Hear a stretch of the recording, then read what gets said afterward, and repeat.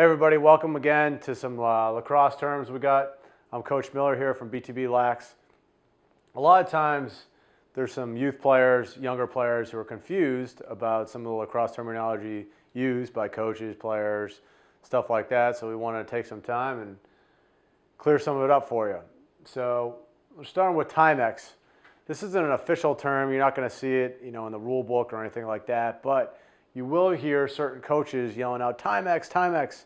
And it's different for every team, but what it's basically talking about is some type of clock situation where time is running out. So basically, there may be 10 seconds left in the game and you need to get a shot off, and a certain player might be cradling or doing something not necessarily aware of what the situation is. So everybody on the sideline is yelling Timex to give the player with the ball or the team out there, the players playing on the field, like an idea that time is running out and they need to act accordingly. A lot of times you'll hear Timex yelled at the end of a quarter when there's limited time left. So like if the ball's in transition, they'll have an idea of what to do, or at least have a better understanding of what's going on with the game clock. Recover. Recover is a defensive term that's used often if, in a team defensive situation, you have slides and second slides and third slides and people are helping out and sagging in.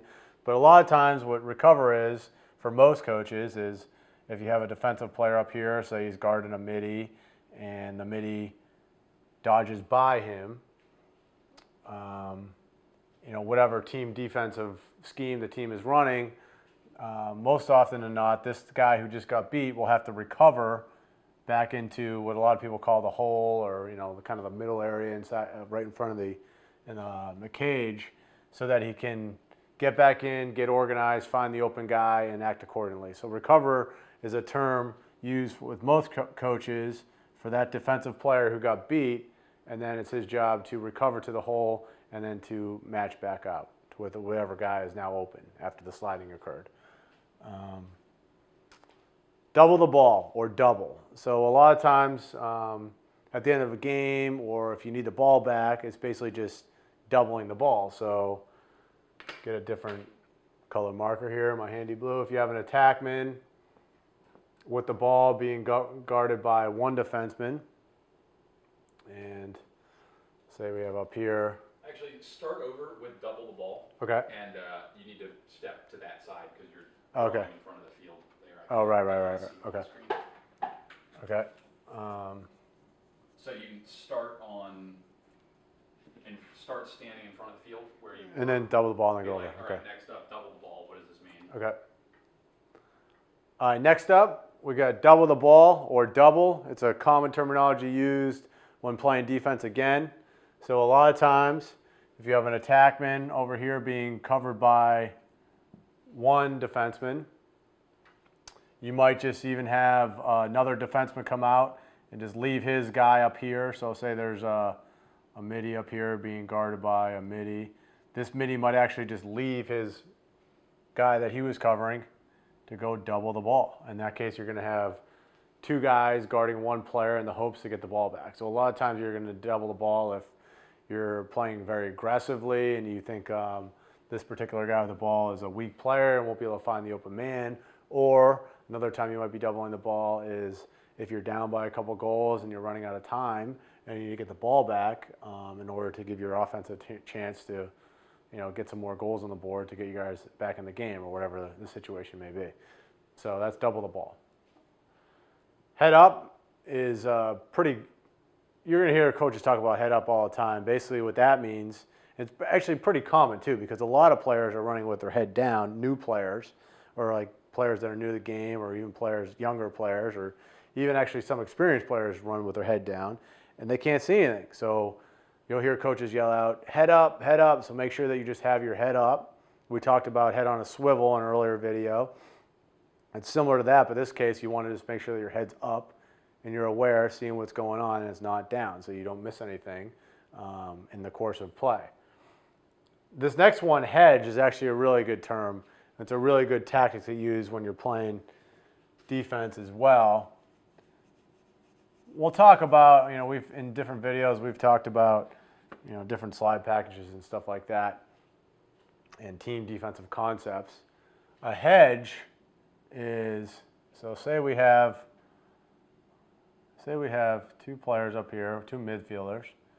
This guy has the ball, and this guy's being guarded. This guy's being guarded, okay?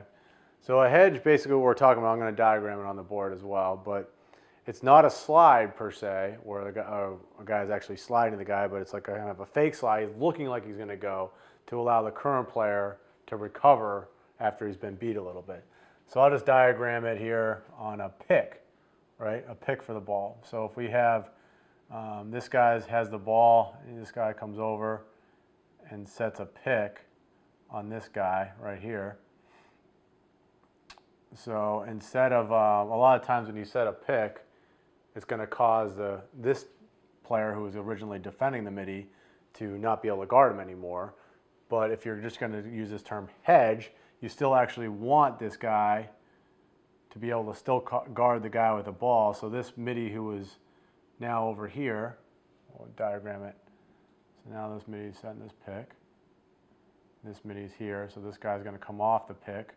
This guy might just kind of hedge while this guy has time to recover and get back to the guy. So we never actually had to leave him.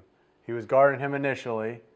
This guy set the pick, so this guy came up and set a little hedge to give this guy time to get back and still cover his initial man in that situation.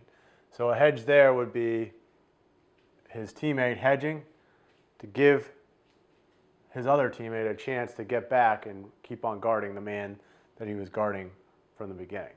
So it's a little complicated, a little more advanced term, hedge, but it's a great term because it's also a great concept because it allows you to keep your remaining matchups and not have to switch defenders. So a lot of times you might do that. Say for instance, this matchup right here is like the two best players on the team. They might want to set a pick for that guy to get him being guarded by somebody not as athletic or as good of a defender. But if you have this hedge concept in place, then it will allow their best defenseman to still guard the best offensive player on the team. So that's what we're talking about when our coaches are talking about when they talk about hedge. So, yep, so here's some more lacrosse terms. We got Timex, recover, double the ball, head up, and hedge. So we'll definitely have some more terms for you in other videos, but these are the ones we talked about here. So Coach Miller with BTB Lax, thanks for watching. Did you know that there's just two simple things that separate the average youth and high school lacrosse player from the elite guys that are ready to go on to play in college and beyond? Yep, just two simple things. We teamed up with college All-American and multiple MLL All-Star Mike Kimmel to put together a completely free, 45-minute long, 3-part video training series that's going to show kids and parents exactly what those two things are, what you need to be working on if you want to take your game to the next level. And nope, it's got nothing to do with hitting the gym or running till you puke. If you're serious about improving as a player and you want to become one of the best guys on your team, get more playing time, and catch the eye of college recruiters, you have to see this free video training. Just click the link below in the description of this video and you'll be taken to a page where you can ask to receive instant access to these free videos. Join the thousands of high school and youth players that have already seen Mike's awesome training and take control of your game today.